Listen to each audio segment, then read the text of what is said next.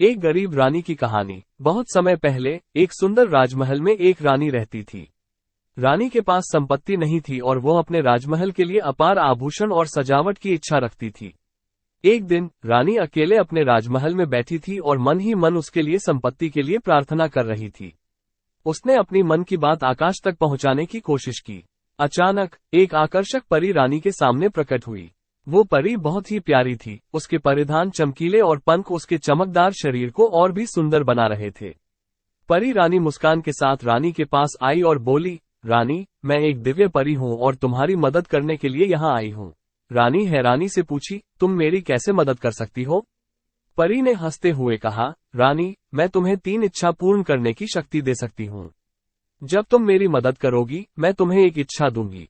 रानी ने अचंभित होकर सहम गई, सच में? यदि तुम मेरी मदद करोगी तो मैं वास्तव में संपत्ति को प्राप्त कर सकती हूँ? परी ने मुस्कान देते हुए कहा, हाँ रानी, तुम्हें मेरी इच्छा पूर्ण करने के बाद अवश्य ही संपत्ति प्राप्त होगी। अब तुम बताओ, क्या तुम मेरी मदद करना चाहोगी?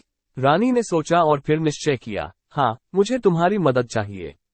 कृपया मुझे अपने विश पूर्ण करो। परी ने खुशी के साथ कहा, तो चलो रानी, तुम मेरे पीछे आओ। एक बार जब हम पहुंच जाएंगे, मैं तुम्हें अपना पहला विश दूंगी। रानी ने उत्साहपूर्वक परी के पीछे चलना शुरू किया। वे एक चमकदार जंगल में पहुंचे, जहां पेड़ पौधों की एक सुंदर बगीचा थी। वहां पर परी रानी ने अपना पहला इच्छा पूर्ण किया और बगीचे में एक महान संपत्ति उगाई।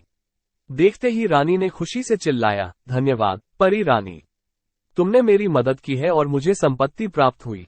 परी ने हंसते हुए कहा, ये तो अभी शुरू हुआ है रानी, अब हम और इच्छा पूर्ण करेंगे और तुम एक और संपत्ति प्राप्त करोगी। रानी के चेहरे पर एक आनंदमय मुस्कान थी। उसने फेरी के पीछे चलना जारी रखा और जीवन के हर क्षण में संपत्ति और संपन्नता की प्राप्ति की ओर बढ़ती गई। इस कहानी से हमें ये सीखने को मिलता है कि हमें किसी भी स्थिति में आशा और संयम बनाए रखना चाहिए।